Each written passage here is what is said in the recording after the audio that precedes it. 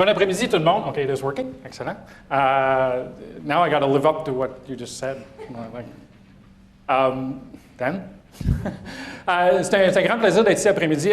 Most of the presentation I'm going to do in English, just to keep the flow going, but I'll try to go back and forth as much as I can. And then when we come to questions and a discussion piece, we can do it in whatever language you want, as long as it's English and French. You can pick another one, but chances are I won't be discussing with you.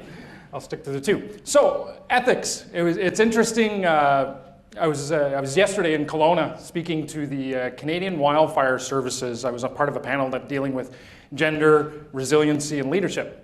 And then I was talking to them yesterday. I said, well, tomorrow, actually, I got back at 2 o'clock this morning. I said, I got to get back because I have to be back. We have our Defense Ethics Week going on in the Canadian Forces, or Department of National Defense.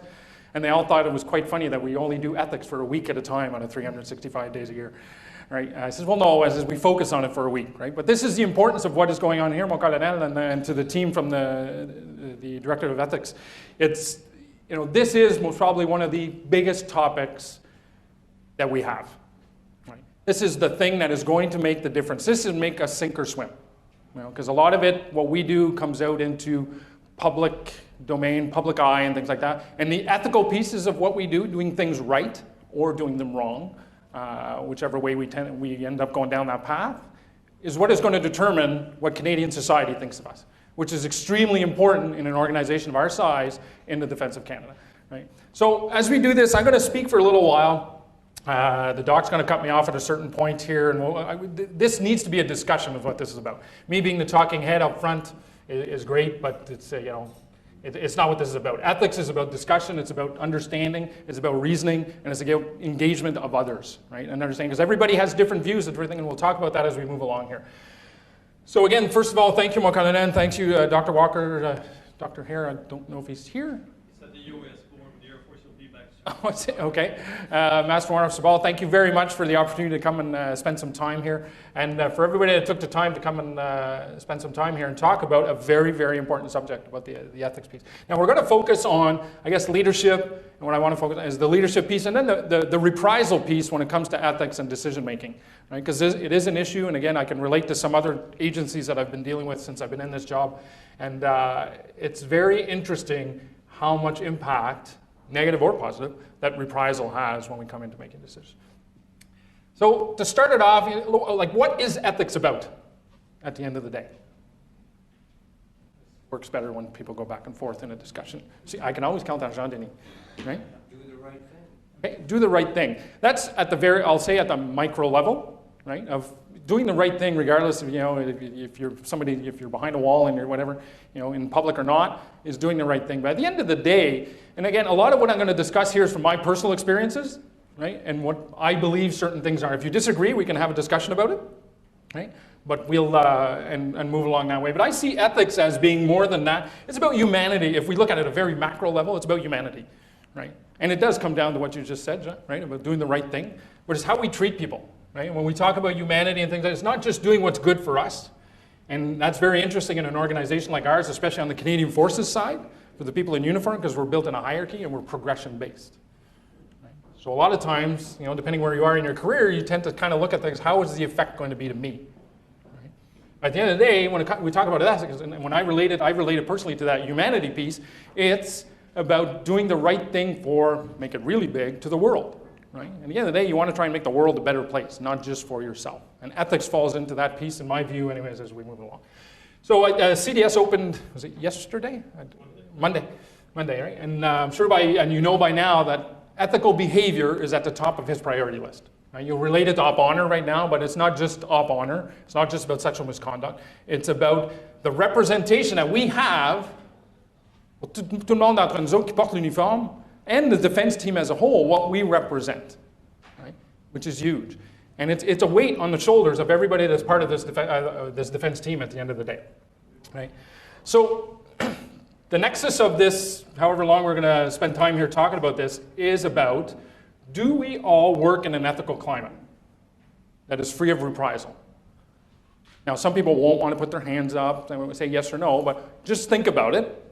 In the environment that you work, where you work, in your unit, shop, whatever, wherever you're working in the organization or previous, right? Is the Canadian Forces free of reprisal when we look at it from an ethics perspective? Right? Now you need to consider, and I'll talk about this again, don't confuse reprisal, although it could, right, with discipline. Right? They understand what I'm saying, right? Because sometimes in our organization you need to discipline people for certain things. Well, that's not necessarily a reprisal against ethical behavior, right? But that's where the line becomes complicated, especially when you're in leadership positions. So as leaders, are you providing, and for everybody here, and I'm looking around the room, and NDHQ tends to be a lot of people at senior ranks, not just seniors, just senior ranks, are you providing that climate against reprisal from an ethics perspective? You know, when you think of previous places that you've worked, where you've been in charge of a shop or a unit or whatever, right? Have you provided that? Or you may say, well, yeah, absolutely I did. But if you look back, did you actually? Maybe not intentionally, that you didn't do it, right? Because a lot of times, I'm a firm believer. I won't put a percentage number onto it because I'm not a gambling person. But the majority of people that are part of this organization go to work. I have one of my mentors, former RCAF chief, Miles Barham, that used to tell me all the time, right? There is nobody that wears a uniform, and I include the defense team on this, like the whole team, that goes to work, and pardon the language, I know I'm being taped, to do a shitty job. They don't intentionally go to do that. We have some mediocre people, right? But they don't intentionally go to work to do the wrong thing, right? So when you look at the defense team, what is our main, what's our role? What do we do? Between military and civilian, as the entire Department of National Defense, what do we do? What is our role in Canada? Shouldn't be a real hard question. I'm not moving on until somebody says something. Go ahead. Uphold the Canadian values. Hold Canadian values. It's serving Canada, right? The public interest of Canada. That is what we do, right? If you look at the uniform piece, our number one priority is the defense of Canada, right? Defense North America and all that piece. But it's serving Canada. That is what we get paid for, regardless if you're military or if you're in uniform or not, as a civilian in the organization. We get paid to serve into the public interest of Canada, right? And whatever that is at that point in time, and it varies for anybody who's been around for any length of time, the public interests will move down different paths at different points. So that's our role. So the Code of Ethics of Value, you've all read it before you came down here, right? Because that's what we were going to talk about. So I'm assuming everybody's read it and everybody understands what we saw when we're talking about it. So the Code of Ethics, it comes down into 5 pieces. One is integrity, right? Loyalty, courage, stewardship, and excellence. Now, they're great words, and we're very good at on sert des mots un peu partout, but what do they actually mean? When we talk about integrity, what does that mean to somebody? Courage is actually the one I like to use the most, right? What does courage mean, right? And depending who you talk to and what time, and you'll say courage, and I'll use the epitome or the far extent of physical courage. Somebody throws a grenade on the floor here, and Dan jumps on the floor to save everybody else, right? That is he'll do it. Yeah. Yeah, he might look who's around first, then go. But that would be the ethical. But when we talk on an ethical base, courage is most probably one of the biggest of the ethic values. From the Code of Ethics, is most probably the one that is the hardest one to deal with. And again, I'm talking from personal experience of what I've seen over my almost 32 years in uniform. Right? And we'll come back and we'll talk about that. Now, what is important about those 5 ethics points or values? We fail at one of those. What is the risk? What's the risk of failing at one of those as an institution, right, to start with? Credibility. Institutional credibility, right? And the ones that come to mind when you look at them, integrity, if we're not, yeah, okay, got it.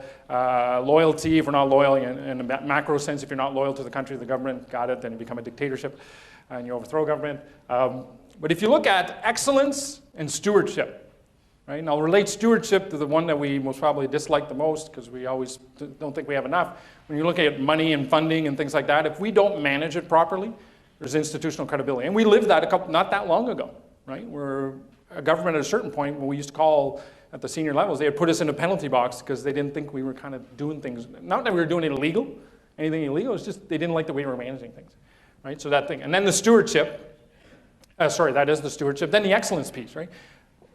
What is the reason that we maintain still right now almost 90% approval rating within Canadian society?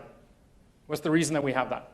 It's not all because we're just good looking, right? It's a big factor, but it's not. We do have that credibility. We do.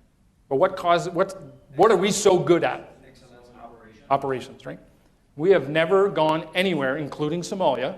For anybody who's still around that was part of Somalia, we didn't go to Somalia and fail. We had people fail in Somalia, but as an institution, we didn't fail, right? So that excellence piece, but the day we fail at operations, right, for the wrong reasons, sometimes things will go bad. You know, the enemy has a vote and people are going to die, and it's just the way it is. But if we do something wrong, and I'll use the ethical piece on the excellence piece, right? And Somalia kind of did it to us, right? Almost did it to us.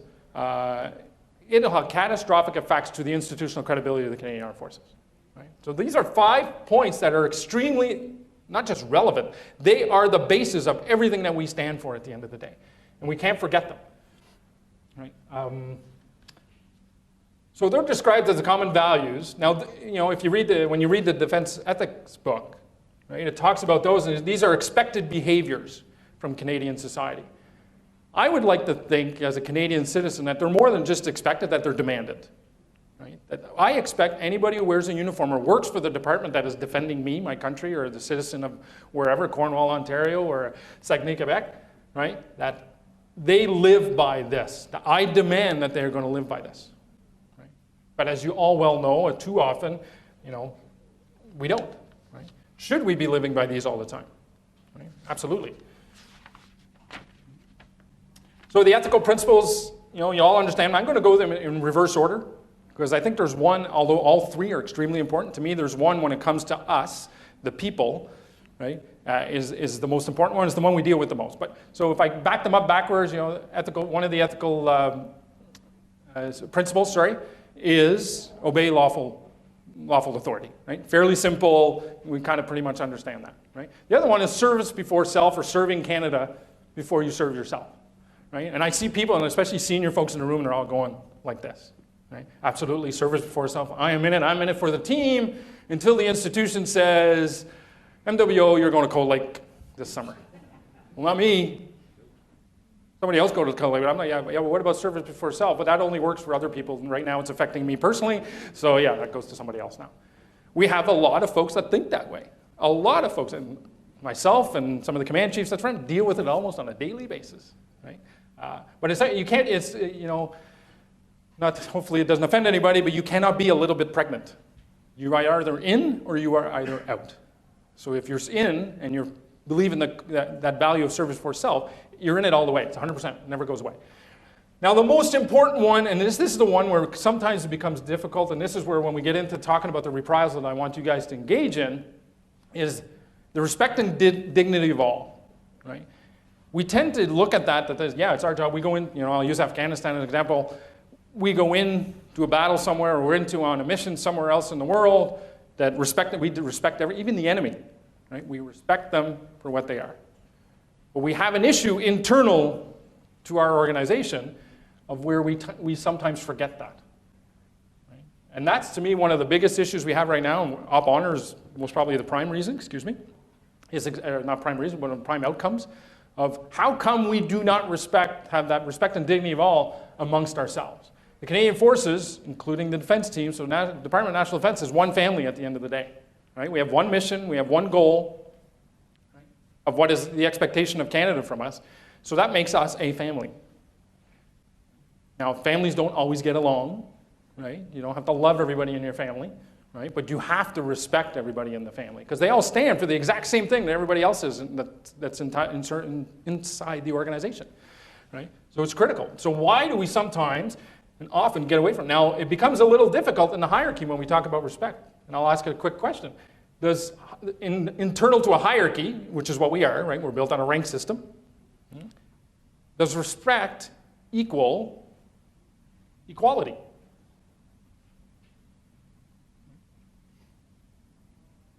So should Private so-and-so have the same things as CF Chief, as an example, right?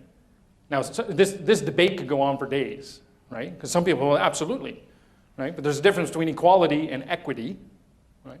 Treated the same way, there should be absolutely offered same opportunities, things like that. But it's not necessarily equal, right? So words do mean something when we have these types of discussions, right? And you don't have to be a pure academic or anything to have these discussions amongst your people when we're talking about ethics and pieces like that. But I think they're important things to get. Now, for those of you who've read the defense ethics books, right, that we have in the program that we had, there's expectations, and I don't know if I'm using the right word, correct me if I'm wrong, is legislation, I guess, at the end of the day, that may be a little far. When we talk about the expectations of leaders and managers in the organization, you are expected, as a leader or a manager, whatever term you want to use, to create that ethical climate that's free of reprisal inside of your organization or your team or whatever it is. It's not a, yeah, I'll do it today, maybe tomorrow. It's, the government is telling you, you have to do this. So that comes back again to the, why aren't we doing this everywhere and all the time, 24/7? And then the other part is exemplifying the values, right? Leadership, once you're in those positions, right, it's 24/7, 365 days a year. When you're barbecuing on Saturday afternoon at 4 o'clock in your backyard, it doesn't go away after you've had a couple of beer, right? Should not go away after you've had a couple of beer, I guess is a better way of putting it. So it's a big job when you get into those positions because there's always an expectation. You're also expected, and not expected, it's actually in the book, so it's in our policies and directives, that you are proactively to inculcate, right, these values. So you got to live by them if you're going to make other people believe in what they are. Right? And at the end of the day, all these values, and if you grind it all down to that one word of ethics or ethical behavior, if you want to add to that, is the foundation of everything that we do. Canadian society is continuously looking at us, a little more specifically to the people in uniform because you stand out, right, within the organization. They look at you 24/7. And in today's world, right, of smartphones and social media, it is out there in seconds. Right? Good or bad. And it's usually the bad ones that go out first. Right? And then we have to spin up and try and mitigate whatever the situation was at that point in time. Some of them are a little benign and get carried a little far, personal opinion, but some of them are not and are fairly. So if you're going to proactively inculcate this as leaders, I'm going to ask a question. When is the last time you, if you're in charge of a section unit or whatever, right, had a discussion on ethics with people in your team? Actually, you sat down, had a coffee, and said, we're going to talk about ethics. Now, you don't start off, we're going to sit down and say, okay, we're going to talk about ethics today. Right? Because your conversation is not going to go very far. Right?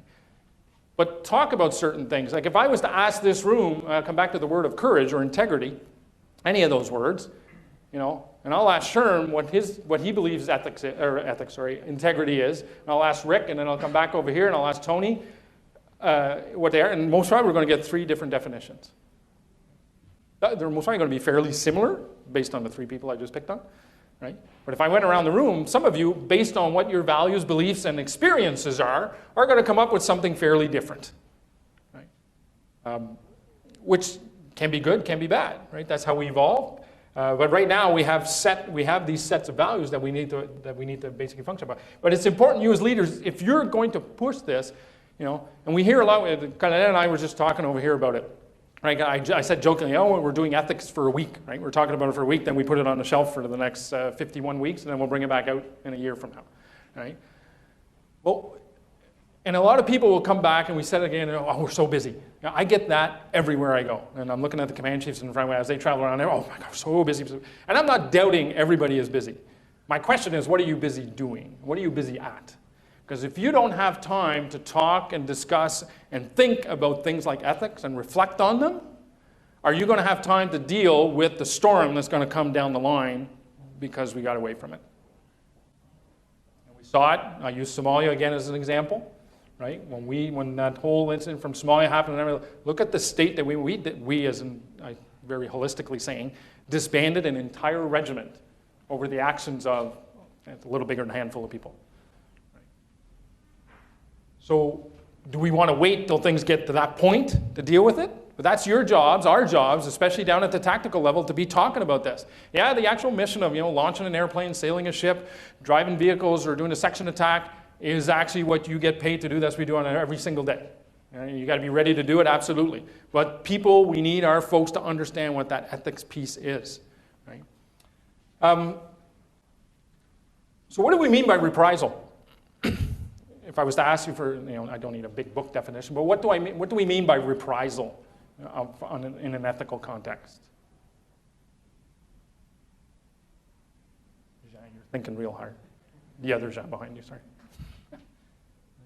A lot of people will come up with a different, again, based on where you are in the organization, reprisal will look different. And again, don't confuse, and sometimes it could happen, but don't confuse reprisal and discipline, right? They're actually separate subjects to a certain point, right? Unless you're using power with your trying to discipline somebody by abuse of power, well, now you run into an ethical piece, right? Yeah, so the discipline piece already talked about. So talk about courage. When we talk about this and the reprisal piece, and I'll give you an example that I saw happen here. It was 3:30 in the afternoon, and it was a mass exodus going to the buses, and I was trying to get back in, which is an extremely difficult thing to do at 3:30 to get back into NDHQ, to get through the turnstiles going the opposite way. When we talk about moral courage and on the reprisal piece, have the courage, the moral courage to stand up when something isn't right. And I'm going to give you, it's a very, I'll say benign example, and I was just amazed that I actually got to see it, and I thought at first I might have to step in here as I was walking by. Young corporal, happened to be a woman, not that that is irrelevant to the whole thing. This young female corporal's coming in. She was having the same fight I was. And there was a full colonel leaving with a pair of sunglasses, in uniform, right, with a pair of sunglasses on top of their head, right, headdress in her hand. Right? And this is a very benign example. Well, how many, now I'm not sure where the colonel came from. Could have come from that end of the building, top, I don't know. But how many people walked by this person and didn't say anything? This corporal stopped him, very politically correct, I guess is the right word, approached the situation and said, "Sir, do you realize your glasses are on top of your head before you go out the building? I wouldn't want anybody to see you, you know." And the colonel took them off, you know, and kind of went on. Well, the moral courage that a young corporal in NDHQ to stand up, to go to a full bull colonel, right? There's people higher ranking than her. I can almost guarantee walked by this person and never said a word. So, you know, I wish I could find this person, right? And, you know, did that person have that fear of reprisal, right? Because the corporal was right, right? So that fear of reprisal thing, where does that all come in? And that moral courage of standing up to what is right. Now, in a hierarchy like ours that's based on progression, that moral courage piece of, am I willing to take what the potential reprisal will be? One of the questions I have is reprisal, in the context of what we're talking in ethics, is it a reality? Right? Or is it a perception? And some people will say, well, perception is reality. Is it a reality in our organization? Or is it a perception? That if I say something, right? I'll use another example because it's been public for many years. You know, at the time, Général Ménard. Once the investigation, and it had nothing to do with the ND that he had, right? But everything that came out afterwards that had been going on for many years, that a lot of people knew about, why didn't anybody ever say anything before, lack of better words, it hit the fan?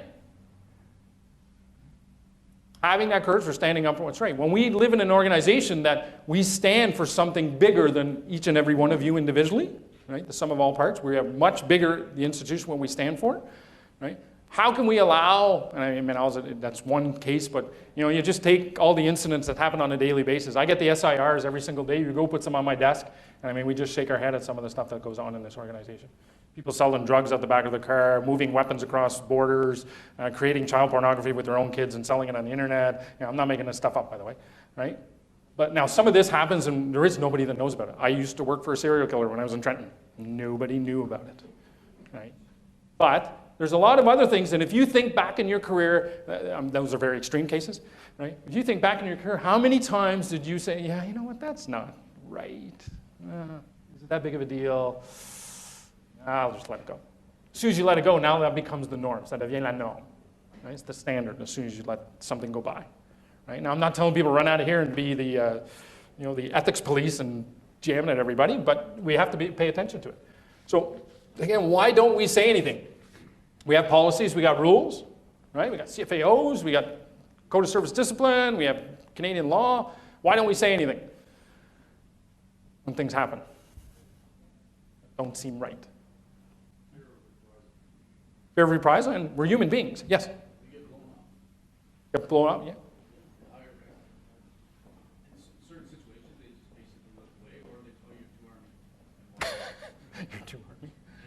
Yeah, no, I know exactly what you're saying. Yeah, yeah. And then, unfortunately, when those types of responses happen, then it comes down to why bother. And then, you know, but when you get that why bother type of culture that breeds itself into an organization, now the risk to institutional credibility just builds, right? So, you know, colonel, major, whoever, with their glasses on top of their head, at the end of the day, pas fin small, right? Nobody's going to die. Institutional credibility is not really going to be affected, right? But if you allow that, what else we allow? And now you start affecting the institution. And every single person that I see right now in uniform, and civilians also, but the uniform piece, right? You wear your uniform with extreme pride. You put it on, you're 10 feet tall and bulletproof, right? And there's people inside of the organization that pull at the threads of it, right? That potentially could just, I won't destroy, might be this far extreme, right? But affects the credibility of the institution, that affects you, right? So why do we allow that? Because we have that fear of reprisal. But is it something that we can actually do something about in a hierarchy, right? When you are in a system that is based on promotion. And I don't care what anybody says. Yeah, and you know, I'll point to Denis because we were from the same occupation when we were still flying, right? And we had tons of guys that, yeah, I just want to fly. I don't want to get promoted, right? And then their battle buddy gets promoted. What the hell are they getting promoted for? Yeah, but you don't want to get promoted. Well, yeah, you know, but I still should get promoted, right?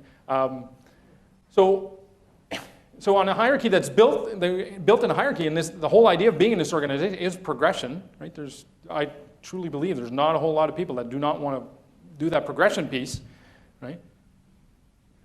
How do we eliminate, right, or at least reduce, I think eliminate's a better word, that reprisal piece, or that fear of reprisal? Do you, you can just nod your head if you want to put your hand up, you know, there will be no reprisal, by the way, if anybody says anything, what, you know, how do we make that go away in a hierarchy?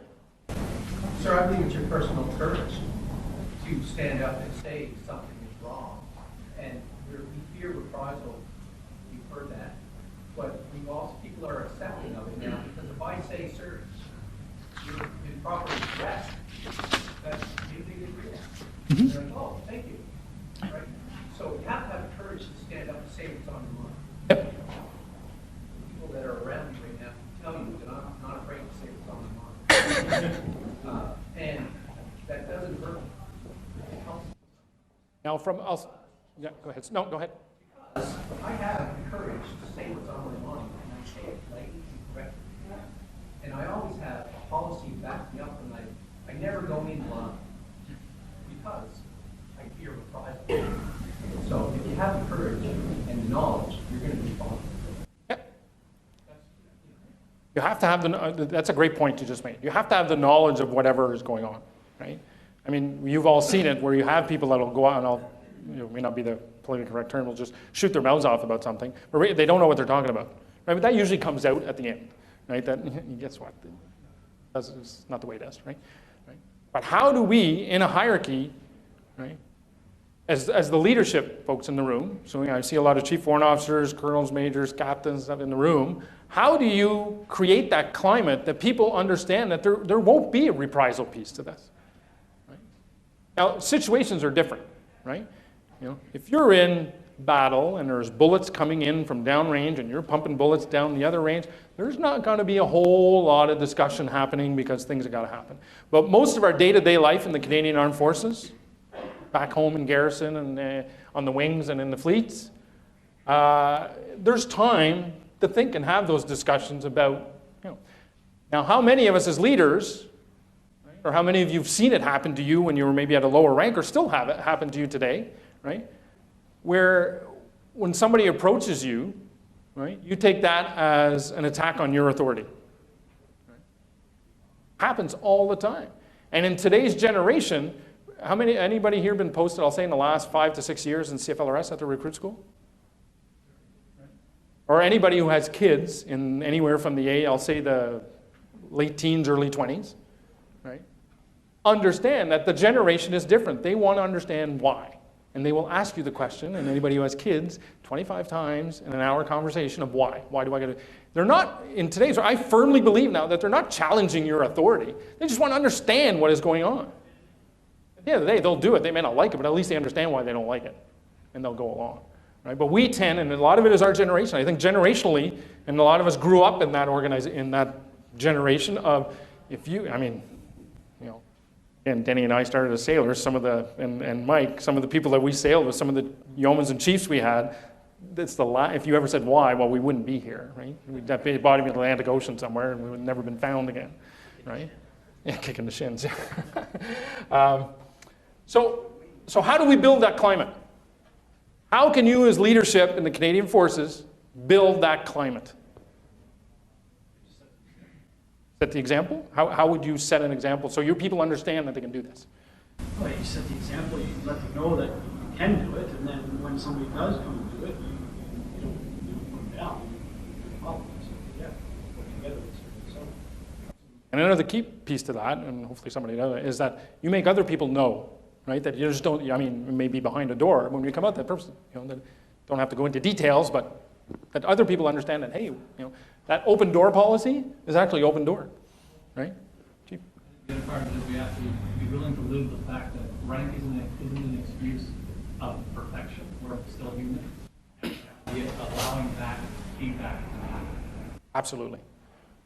How many, well, nobody's going to say that, or answer. How many, the way you said, rank is a perfection, right? I don't know how many people remember Daniel Gilbert. He was CF chief, two guys for me. He used to say it all the time, right? He says, yeah, he says, a lot of chiefs, they get promoted to chief warrant officer, chief petty officer, somebody makes a switch, there's a halo comes on, and they are all knowing godlike creatures, right? Farthest thing from the truth. The definition of a chief warrant officer is somebody who was an MWO the day before, right? But absolutely, right, is that piece. And that is your role as leaders, and I can't see your rank exactly, petty officer second class, right? So in your team, wherever you're working, or you know, if you go back to a ship, whatever you do, right, you need to inculcate that and let people know that reprisal thing doesn't exist. Right? Now, when you say, this is again, somebody mentioned education before, or communicating, people need to understand that sometimes that discipline piece, right, don't mix the discipline and that reprisal definition when we talk about these pieces here. Vice versa. You were going to say something there, or MWO? Sorry. I was just going to add discussion like we're doing right now. Yeah. Do this with your supporters. Absolutely. Like that'll tend to lead to the open door policy as well, right? Openness. People need to know that you as a leader are a human being, which is what you were saying, Pio, right? At the end of the day, right, I just came, Joanne was with us, right? We were just over at the famous five. There was General Whitecross, the chief, I can't pronounce her last name, any from CSC, don't get mad at me here, Buzmera, I believe, Greta Buzmera, she's the chief of CSEC, and the commissioner of the Coast Guard, right, gave a presentation. And actually, I should have brought my phone because I actually made some notes as they were speaking about, at the end of the day, regardless of where you are in this organization, right? So yeah, I'm the Canadian Forces chief. So when I look at all the NCMs in this room, I'm at the top of that little pinnacle, right? But at the end of the day, I am the same as the PO at the back, and I can't see all the ranks if there's any privates in the room or corporals or whatever, because we're all humans at the end of the day. So what makes me, just because I wear this rank, better than somebody else? Internal to the hierarchy, it identifies where I'm employed, right? And I'll put a plug in for SHRM here. It just explains my sphere of influence and scope of responsibility. Internal joke, right? But that's what the difference is. It's part of the uniform piece. It's not really. It has nothing to do with the human being. I'm no better than anybody else in this room because of the position that I hold.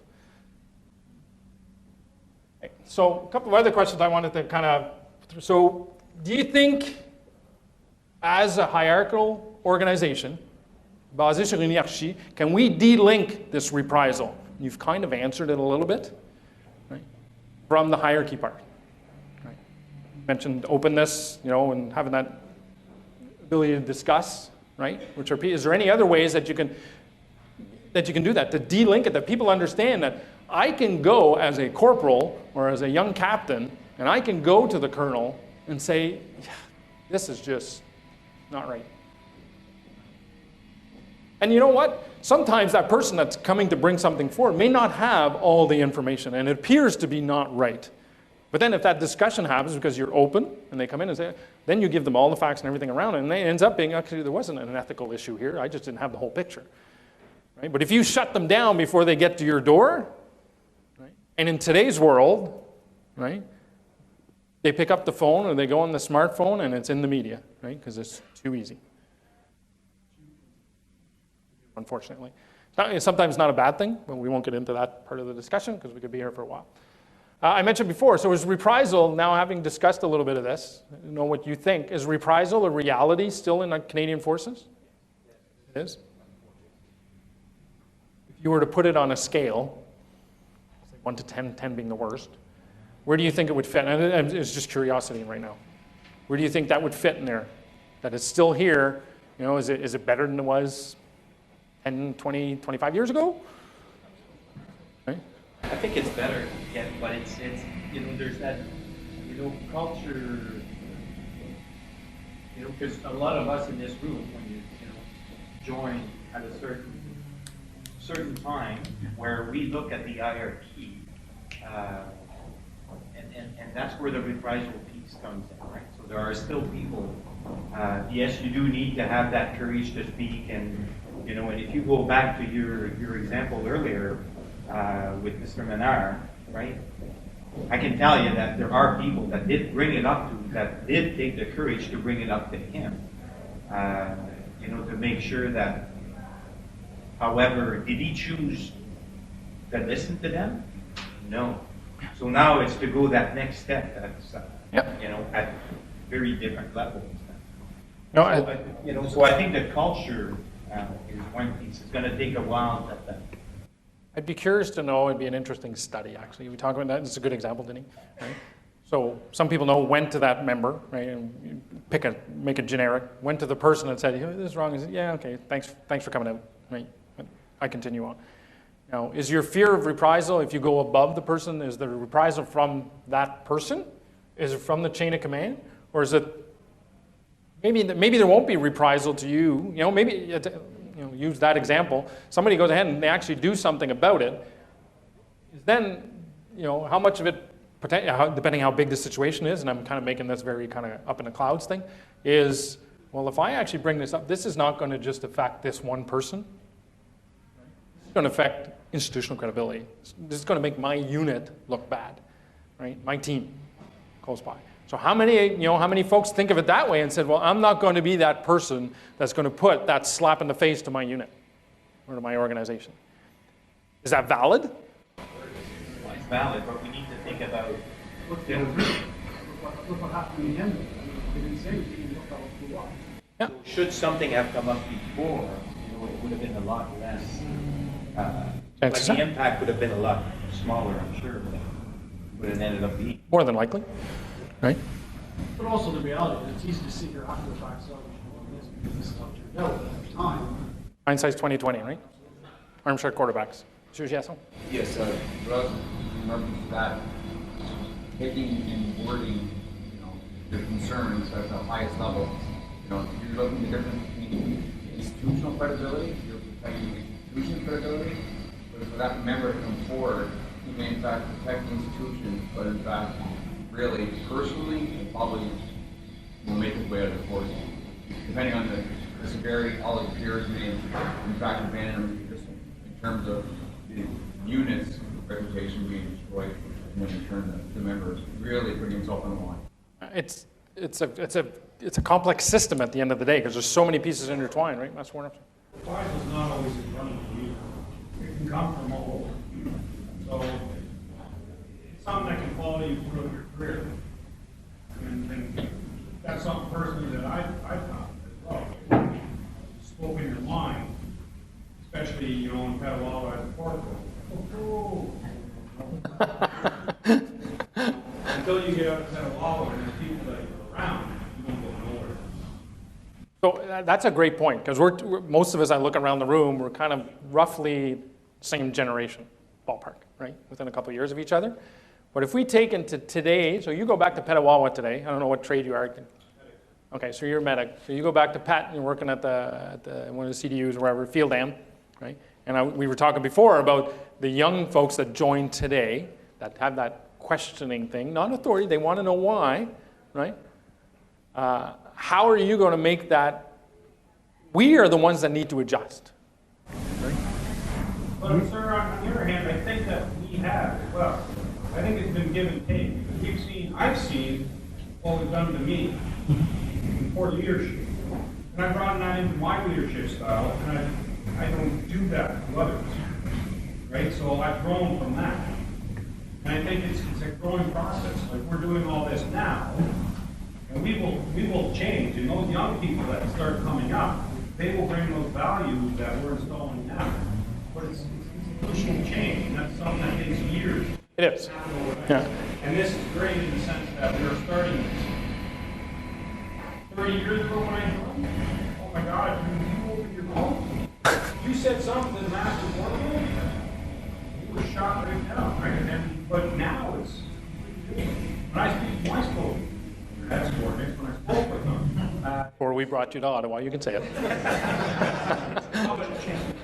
couple months ago I had two, right? When I gave a direction to do, I also gave the information of why we were doing it. And I didn't get those questions back as asking why, because I've already provided them that information. But that was information that I gained on my ILQ course and on my ALP, was how to change that and how to reflect back to them in that sense. Right? You just brought up, to me, which is a very important point. And again, most of us in our generation, you know, when we were privates, corporals, leading Siemens and ordinary seamen, you didn't ask the question why. Of course, we didn't grow up that way either, right? Anybody who has kids, you know exactly what we're talking about, right? But we didn't grow up that way, right? But you're right. Society has evolved, right? Humanity has evolved, and now they question things, right? So I fully agree that we have gotten better, but we know it's still happening, right? Because if it wasn't still happening, we most probably wouldn't have anybody here working in the grievance office. CS wouldn't have literally stacks of grievances this high that come into his office on a weekly basis. And so a lot of them deal with, I'll say, maybe not directly to reprisal, but there's a lot of them that are reprisal type things. So it's something that is still happening, right? Because we still have, I firmly believe, we have people in the organization that say, well, that's the way I was treated 30 years ago, that's the way I'm going to treat people today, right? But no, but we need people like yourself that have said, no, I learned that, right? And I didn't like it the way I was treated, right? So guess what? I'm going to alter how I behave. But I also tell my subordinates, sir, it's like, it doesn't matter the leader in front of you, take good and bad things from them. It's how you apply them. Right? So if you want to be that leader that sits there and intimidates and leads through fear, you're not going to get the same response, right? No, one of the things that's changed, and I look at myself in the position that I hold today, and since I've been a chief, right? Since I've been a chief warrant officer, and I can point to the folks sitting, you know, the chief warrant officers, most of them sitting around, the command chiefs in the room here, right? Completely different beast than what it was, right? You have to be, first of all, like I said it before, and somebody else mentioned it, I think you said it, Pio, people have to see that you're human. That you don't know everything, right? Yeah, you got more experience, you've been around longer and stuff like that.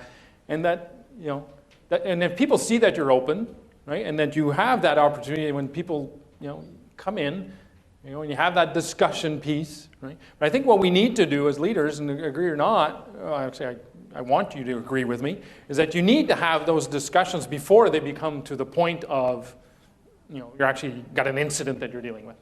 Right? You sit down, and I mean, this is a big session here, but you know, you go back to your, you know, I'll pick on a transport section, right? And you grab 4 or 5 of your corporal drivers or whatever, and sit down and talk about it. Right? And don't take the book out and go like that. And say, hey, we're going to talk about ethics, because you're going to turn them off right away. You got to relate it to what whoever you're dealing, whatever your audience is, you got to relate it to that audience. Right? What you have to do. Then you'll open that dialogue and that discussion, and hopefully help people evolve within the system. Right?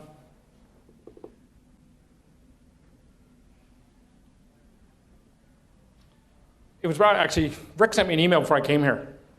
You know, and if you look at it in an ethical context and reprisal and things like that, how many times has somebody, you know, something happens, they come to you as a leader, come to somebody, or maybe you have gone to a leader and said, listen, I just need to let you know about this, but I don't want anything done with it. I don't want you to say anything. Depending again on what the actual incident is, right? And I'll put it down the op honor path. You know, there are rules. JAG chief's not here, is he? No. Any JAG officers in here by any chance? So, there's rules that say if somebody, hey, you have to report it, right? It's a legal obligation to report. That puts you as a leader now in an ethical dilemma, right? That's great that there's a rule that says I got to do this, but what is going to, and this is where you weigh risk, benefits, and impacts of not, right? Or what are going to be the impacts of bringing this forward? Because this may bring reprisal to this person, right? Depending on what the situation is, if it's involved in a chain of command or pieces like that, right? So, how do you deal with those? Because it's much more complicated than, I'm going to eliminate the climate of reprisal in my organization, and, nobody, look at that. Nobody's going to get in trouble for coming forward, right? Because it's a two-edged sword, in my view, right? Because you want that climate that people are comfortable, they're going to come forward, and they're going to bring issues up to you, and they feel comfortable that when they walk out, they don't have to worry that their PDR or PER is going to get screwed or whatever's going to happen to you. You're going to get all the bad jobs that happen within your unit, right? That they're comfortable with it. But there's that double-edged sword piece that some of the things they come up with that you're going to have to deal with in a different way, and then they may think that now this is reprisal for me speaking up. Well, no, guess what? You were actually wrong, right? And whatever. Up kind of as I go here. I don't have an exact example. So we have to be careful, and that is your job as leaders. So how, in the end of the day, do you create this climate of ethical behavior and remove that fear of reprisal at the end of the day? I'll lead by example. Yeah. We in the leadership positions, we have no choice. Well, the people underneath us have no choice but to respect. What we need to build is the trust and respect. Respect the rank.